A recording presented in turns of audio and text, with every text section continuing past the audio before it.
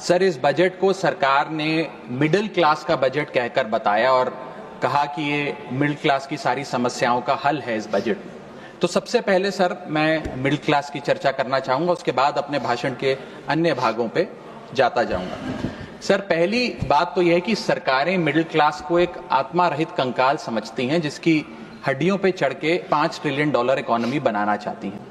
Sir, इस देश का मिडिल क्लास कमर तोड़ मेहनत करता है, लेकिन इस मेहनत के बावजूद मिडिल क्लास गरीब हो रहा है, अमीर नहीं हो रहा। गरीबों के लिए तो अक्सर सब्सिडीज और स्कीम्स लाई जाती हैं जो कि लानी भी चाहिए। अमीरों के लिए production linked incentives, rebate, tax incentives, न जाने क्या क्या लाया जाता है, लेकिन इस देश के मिडिल क्लास को कुछ हासिल नहीं होता। ऐसा लगता है कि सरकारें समझती हैं कि देश के मिडिल क्लास के ना सपने हैं ना अरमान है, लेकिन वो सोने का अंडा देने वाली वो मुर्गी है जिसकी गर्दन जब चाहे मरोड़ के टैक्स वसूल लिया जाए। इसी के चलते सर मैं कहना चाहता हूं कि इस देश में मांग यानी कि डिमांड इसलिए गिर रही है क्योंकि इस देश का मिडिल क्लास सिकुड़ रहा है। तमाम आंकड़े एफएमसीजी सेक्टर से लेके गाड़ी बेचने वाले कंपनियों की सेल्स के आप उठाकर देखेंगे तो वो आपको यही बताएंगे कि इस देश का मिडिल क्लास खर्च नहीं कर रहा, और खर्च इसलिए नहीं कर रहा क्योंकि उसकी जेब में आमदनी ही नहीं है। मिडिल क्लास खाली सेंसस के लिए नहीं है सर, उसके भी अपने अरमान हैं, उसके अपने सपने हैं। 1989 में यूनाइटेड स्टेट्स ऑफ अमेरिका में एक पिक्चर बनी थी जिसका नाम था Honey I shrunk the kids. मुझे लगता है भारत देश में वर्ष 2025 में पिक्चर बननी चाहिए honey I shrunk India's middle class. Sir, मैं आपको साफ तौर पे बताना चाहता हूं कि मिडिल क्लास टैक्स उससे वसूला जाता है जैसे उससे किसी अधिकार से हम टैक्स ले रहे हैं और सुविधा उसको एहसान मुताबिक दी जाती है। सर, नेस्ले इंडिया के अभी आंकड़े आए जो इस देश की सबसे बड़ी एफएमसीजी कंपनियों में आता है। उस आंकड़ों में यह पता लगा कि 8 वित्तीय वर्षों में इस वर्ष सबसे कम ग्रोथ उन्होंने दर्ज कराई है। और जब नेस्ले इंडिया के चेयरमैन से यह बात पूछी गई कि क्यों आप अपनी लोएस्ट ग्रोथ पर आ गए, तो नेस्ले इंडिया के चेयरमैन ने कहा कि भारत का मिडिल क्लास खरीद नहीं रहा, भारत का मिडिल क्लास सिकुड़ रहा है।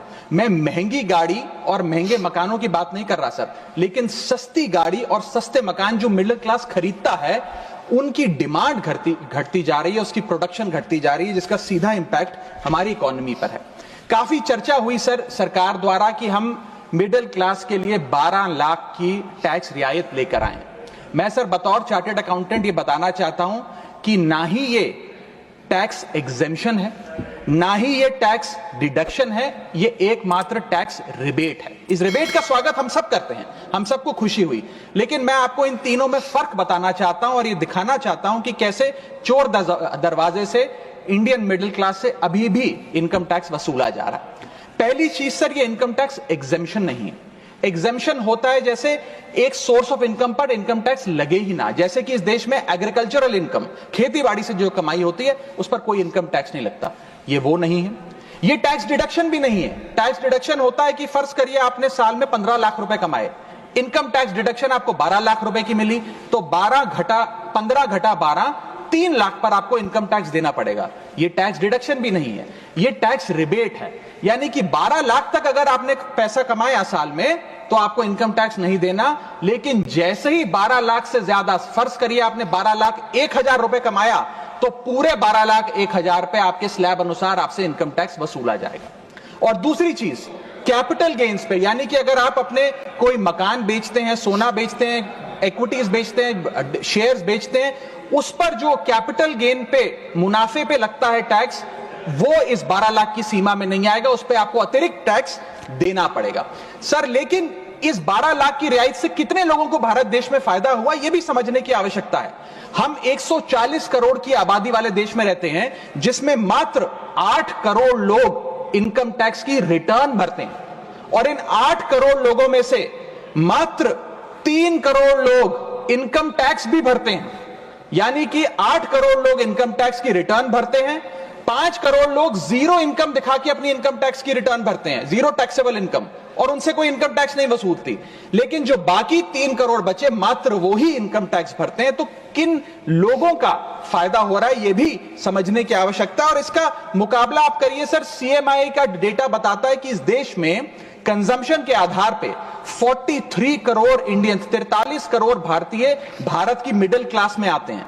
43 करोड़ में से मात्र 2 से 3 करोड़ लोगों को ही इसका फायदा होने जा रहा है। उसका हम स्वागत करते हैं, लेकिन बाकियों के लिए क्या?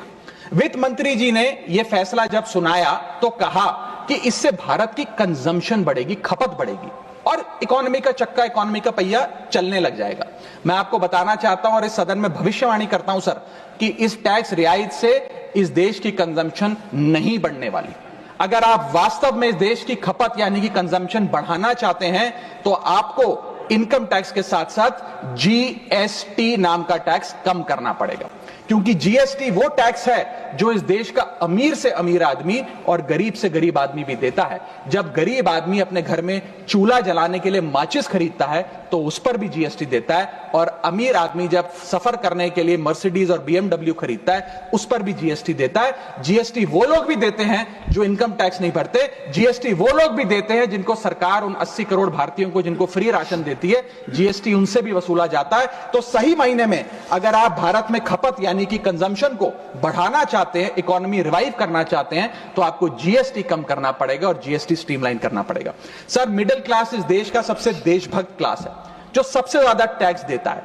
और सर, जब नौकरी से लौटता हुआ साधारण पैंट शर्ट पहने मिडिल क्लास का आदमी मेट्रो की लाइन में खड़ा होता है तो उसे यह चिंता नहीं होती कि घर जाकर कौन सी पिक्चर देखूंगा या कौन सा पकवान खाऊंगा।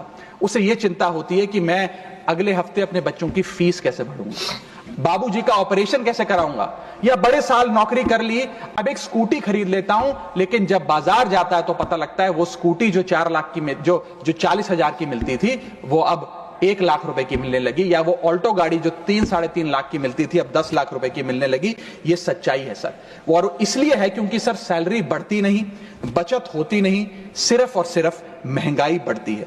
और सर, मैं ये भी आपको बताना चाहूंगा, रिपोर्ट्स बताती है, इकोनॉमिक सर्वे ऑफ इंडिया बताता है कि सैलरी औसतन मात्र 3% बढ़ी है पिछले वित्तीय वर्ष में, जबकि food inflation 10%, health care inflation 15% और कंज्यूमर प्राइस इन्फ्लेशन और न जाने कितनी इन्फ्लेशन तो इनसे कहीं ज्यादा ऊपर आंकड़ों पर आज मंडरा रही है, लेकिन उसके मुकाबले सैलरी मात्र 3% बढ़ी।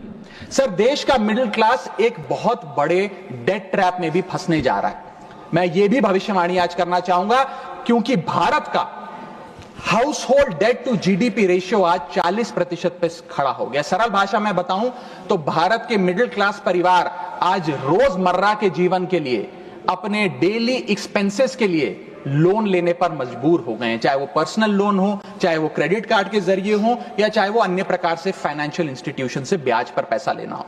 यानी कि जो सैलरी 1 तारीख को आती है वो पहले ही आपके रोजमर्रा के जीवन में जो आपने खर्चा करने के लिए ब्याज पर पैसा लिया हुआ है उसके भुगतान में लग जाती है, और इंडिया का मिडिल क्लास एक डेट ट्रैप में फंसता जा रहा है। ये लोन कोई मकान बनाने के लिए या दफ्तर खरीदने के लिए या एसेट क्रिएशन के लिए नहीं है, ये day to day expenses meet करने के लिए, जो भारत के मिडिल क्लास को एक डेट ट्रैप में खड़ा करता जा रहा है। सर, सैलरी तो 7 तारीख को आती है महीने की, लेकिन 1 तारीख को मकान मालिक आ जाता है दरवाजे पे दरवाजा खटखटाने की किराया दो। और सारी उम्र काम करने के बाद एक मिडिल क्लास का आदमी सोचता है कि अंत में रिटायरमेंट के समय एक छोटा सा अपना मकान, जमीन खरीद के मकान बनाऊंगा। जमीन खरीद के मकान बनाना तो छोड़िए सर, आज रियल एस्टेट के प्राइसेस आपकी अर्निंग्स, मिडिल क्लास की अर्निंग्स के मुकाबले इतने ज्यादा हैं कि रिटायरमेंट 2-3 जन्म काम करने के बाद, रिटायरमेंट लेने के बाद भी शायद वो 2 BHK अपार्टमेंट भी नहीं खरीद पाएगा। इसीलिए मिडिल क्लास आज सरकार को वो गाना सुनाना चाहता है कि सारी उम्र हम मर मर के जी लिए, एक पल तो अब हमें जीने दो।